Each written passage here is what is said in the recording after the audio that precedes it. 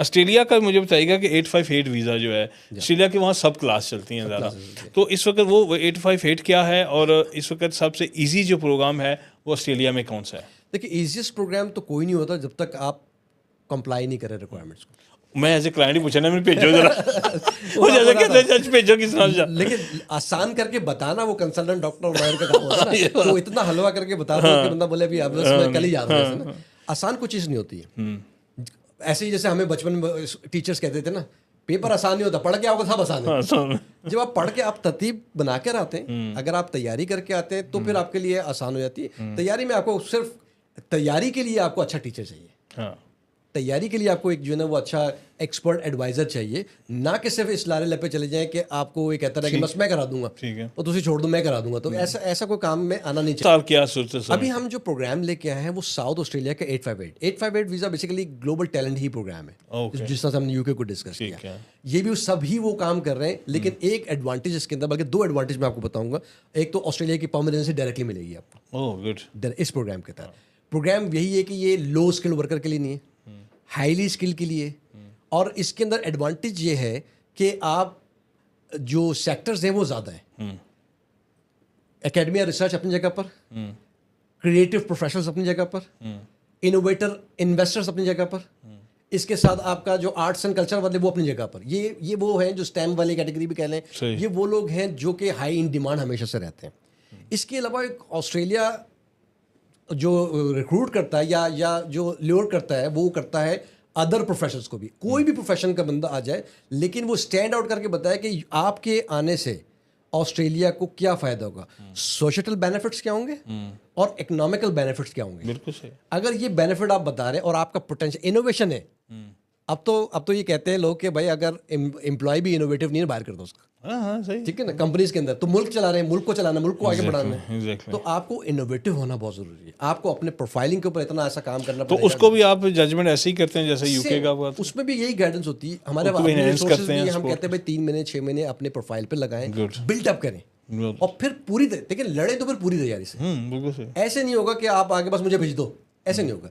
Profile जिनके पास है, awards rewards चीज़ें, आर्टिकल्स, पब्लिकेशंस, ये सारी चीज़ें, और सबसे इंपॉर्टेंट कि आप एसओपी कितनी अच्छी स्ट्रांग बनाते हैं। इम्पैक्टफुल अगर आप जो है वो स्टेटमेंट ऑफ पर्पस आप बनाएंगे और बेनिफिट गिनवाएंगे, तभी एम्प्लॉयर भी एम्प्लॉइज को रखेगा, तभी कंट्री भी आपको जो है ना वो लेगी। एग्जैक्टली। तो ये आपका यूके के अंदर जो ग्लोबल टैलेंट का मीन्स है कि एक कॉम्पिटिटिव मार्केट होगी। अप्लाई तो बहुत सारे लोग कर सकते हैं इसके अंदर, लेकिन विन वही करेगा जो कम्पीट करेगा। जैसे कि आप किसी जॉब के लिए जाते हैं, तो जॉब में भी आपको 100 लोग आपके लाइन में लगे हुए हैं, तो आपको कैसे जॉब मिल जाए और क्यों मिल जाए, तो उसमें आपको कन्विंस करना पड़ेगा। देखें, इंपॉर्टेंटली ये समझना है कि ये प्रोग्राम चूँकि हाई लेवल्स पर है कहना चाहिए, और आपको स्टैंड आउट करके बताना है। लोगों में 100 लोगों में आपने बताना है कि मैंने क्या किया भाई। अब उसके लिए नॉर्मली लोगों का ख्याल ये होता है, और एक हद तक सही होगा, कि ख्याल ये होता है कि जब तक मेरे पास नोबेल प्राइज़ नहीं होगा, जब तक मेरे पास बहुत बड़ा कोई नेशनल और इंटरनेशनल अवार्ड्स नहीं होगा, तो मुझे ये ग्लोबल टैलेंट का विजन नहीं मिलेगा। मैंने कहा किसी हद तक दुरुस्त है, बट ये आधा सच है, ऐसा नहीं है। उसके लिए कई मैंने देखा कि कंसल्टेंट भी काउंटर करते हुए नजर आया कि ये तो प्रोग्राम तो ऐसे नहीं मिल जाएगा। देखें, आप विजिटर वीज़ा भी अप्लाई करते हैं ना, तो अगर आपके पास पैसे नहीं होते या अभी आपने कुछ काम शुरू किया, तो आप क्या करते हैं? आप होमवर्क करते हैं। आप अपने आप को, अपनी प्रोफाइल को बेहतर करते हैं। इसमें कोई इबाहम नहीं है, कोई आपका जो है ना वो कोई ऐसी चीज़ नहीं है, और इम्पेडिमेंट भी ऐसे कोई नहीं है कि यार मैं कैसे बनाऊं, मैं क्यों जो है ना वो करूँगा। आपको टाइम टेकिंग होगा। हम ये नहीं कहते, मेरे पास कोई आता है प्रोफाइल जज करने के लिए, एटलीस्ट आपके पास बैचलर्स डिग्री होना चाहिए। मास्टर्स, कोई पॉइंट सिस्टम नहीं है। आपको अपने आप को सेल करना है एक्चुअली, ठीक है, और अपने आप को बताना कि मैं कैसे इनोवेटिव और मैं कैसे जो है वो एक एक्सेप्शनल टैलेंट हूँ। अपना टैलेंट को बताना। अब टैलेंट के अंदर अवार्ड्स रिवॉर्ड्स हो, पब्लिकेशंस हो, रिसर्च हो, आर्टिकल्स हो, ये अपनी जगह पर। तो आप उस जो फर्स्ट ग्रेड में आया एज ए मीडिया पर्सन, तो आप एक फॉर्म देते हैं उसको कि भाई इसको फिल करो, और उसके मुताबिक कहते हैं तो ठीक है, अदरवाइज वो कहते सॉरी आप नहीं। बिल्कुल ऐसे स्ट्रेट अगर कोई चीज़ रहती है तो भाई इसको फिल कर लो। देखिए, एक होता है पोटेंशियल, जो हम बात कर रहे हैं, जो मेनली जो लोग अप्लाई भी कर रहे हैं। देखिए, बिल्कुल पकाया तो कोई नहीं होगा, जिसके पास है वो तो डेफिनेटली डायरेक्ट आएगा, अप्लाई करेगा। हम क्या करते हैं कि हम कोशिश करते हैं कि अगर किसी में पोटेंशियल, पहले पोटेंशियल देखा जाता है। अगर ये पोटेंशियल है, उसके पास डिग्री अच्छी है, उसके पास ये इन्हीं सेक्टर्स के अंदर काम किया हुआ और एक्सेप्शनल प्रॉमिस के अंदर आता है, या एक्सेप्शनल टैलेंट, दो category, exceptional promise and exceptional talent, जिनके पास वास्ट एक्सपीरियंस है, कोई कैद नहीं है ऐसा, कोई इतना नंबर ऑफ ये होना चाहिए, पॉइंट सिस्टम क्यों नहीं है।